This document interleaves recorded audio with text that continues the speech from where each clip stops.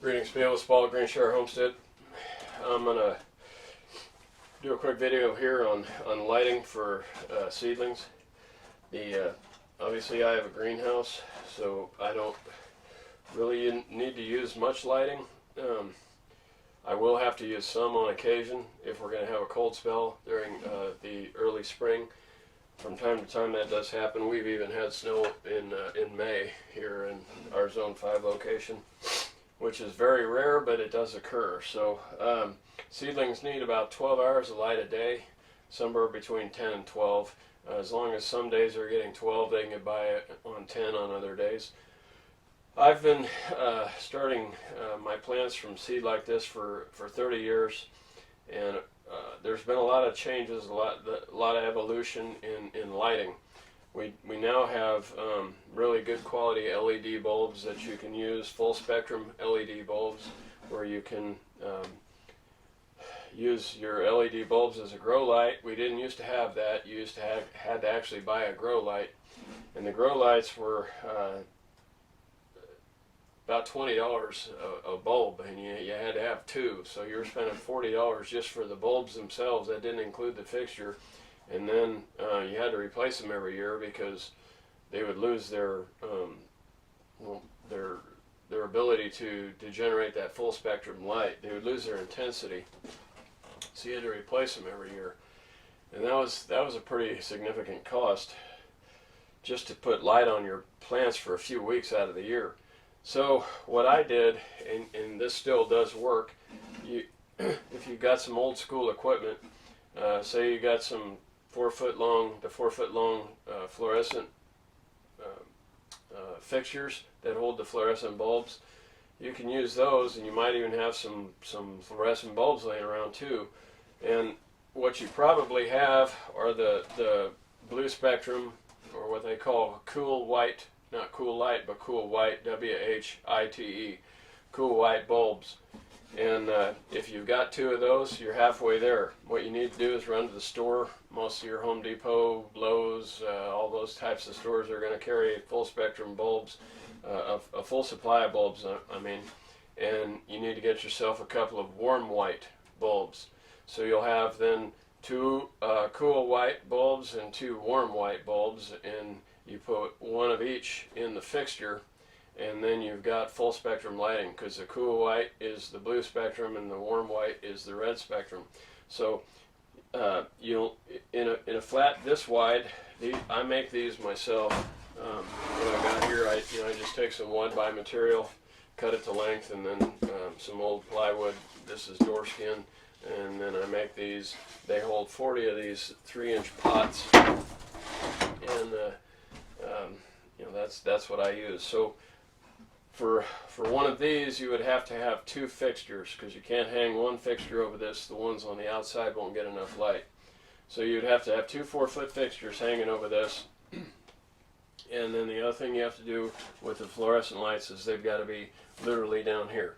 I mean, almost touching the seedlings. As the seedlings start to emerge, the lights are going to hang literally just over the tops of these pots, and that's why you're going to have two. They're going to have to be, hanging right next to each other, just like this. If you don't have anything to attach them to on the top, where you can hang chains or twine or something, you can stack books or whatever kind of material you have at the end of this, where you can just set the lights on top of there. Now, as the seedlings grow, you're going to raise the lights so that they're always just like a 1/4 of an inch, 1/2 an inch off of the top of the seedling. I mean, I'm serious. They got to be that close in order for the seedling to be able to really absorb that light, because the fluorescent light just doesn't put out like a grow light would. It'll accomplish the same effect, but you've got to have it real close. That's the only trick. Now, the problem you're going to have is, like, maybe your tomatoes are over here at this end, and you got peppers over here at this end. The tomatoes are going to grow a lot faster than the peppers. So at some point you're going to have to raise one side higher than the other. So you might have 3 books stacked over here, where you might have 8 stacked over here. So that can kind of get to be a hassle to get the appropriate height on one end in comparison to another. So I grow 240 of these pots. We'll be growing seedlings. So I've got 6 of these holders that I built. So I can try and combine my taller plants in 3 of the boxes, and then my shorter plants in 3 of the other boxes, and that way my lights sit a little more level. You can just work that out on your own. But nowadays we have the LED lights that are full spectrum LED. And the nice thing about the full spectrum LED is, well, there's a few nice things about it. It's low cost. You can get the 4-foot fixture with 2 lights in it for about roughly $60, which is pretty good because the LED lights also don't use hardly any power at all. So you're going to save on electricity. So like I said, these have got to run 10 to 12 hours a day. So if you've got fluorescent bulbs plugged in for 10 or 12 hours a day, eventually you're going to see that in your electric bill. It's going to be minor because those fluorescent bulbs don't use a lot of electricity, but the fluorescent LED bulbs use even less. So you probably won't even notice it in your electric bill by running them 10 or 12 hours a day. The other nice thing about them is they need to be about 12 inches above the plants. So one 4-foot long fixture is going to be enough for all of these plants in one particular box, because it's up a foot above the plants. These plants out here are still going to get enough light from the bulbs here, because they're not going to be down here like this. If it's up here, the whole one fixture is covering this entire box, so you're going to use half as many to cover a box. So for me, it would be 6. I would need 1 for each of these boxes. Now, if you're going to be just having a small garden, like somebody in an apartment or a condominium or in a really small residential area might, and all you're going to do is grow your seedlings in one of these, or maybe even 2 of these, and with these individual cells, you get by with a 2-foot lamp, and just get the 2-foot LED, so your cost is even going to be lower. So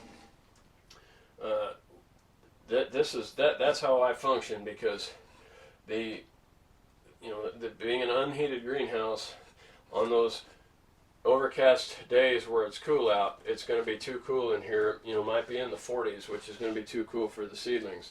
And with the sun not coming out, it's just not going to get warm in here. So if it's going to be 45 degrees in this greenhouse, they're going to stay in the basement for the day. So out come the lights, and I'm going to have my lights shining on them. I'm still using the old fluorescent lights because that's what I have. Here we'll be going off grid soon, and I'm going to have to replace them with the LEDs because we're not going to be able to burn the fluorescents with the off-grid batteries for long periods of time like that. But so that's really, I think that pretty well covers it with the lights. You need to make sure they're getting a good 10 to 12 hours. If you're not going to be home to turn the lights on and off, you can get a timer so they come on at, say, 6 in the morning and they go off at 6 at night. Whatever you want to do, whatever time period you want to use. But they do need 10 to 12 hours of light. I would give them 12. And then on the off day where they might only get 10, but try and give them 12. And you're going to have good, healthy seedlings growing them under lights. So this is Paul at Green Shower Homestead saying good luck with your seedlings. I wish you the best in the growing year of 22. You have a great day, and we'll see you next time. Thanks for watching.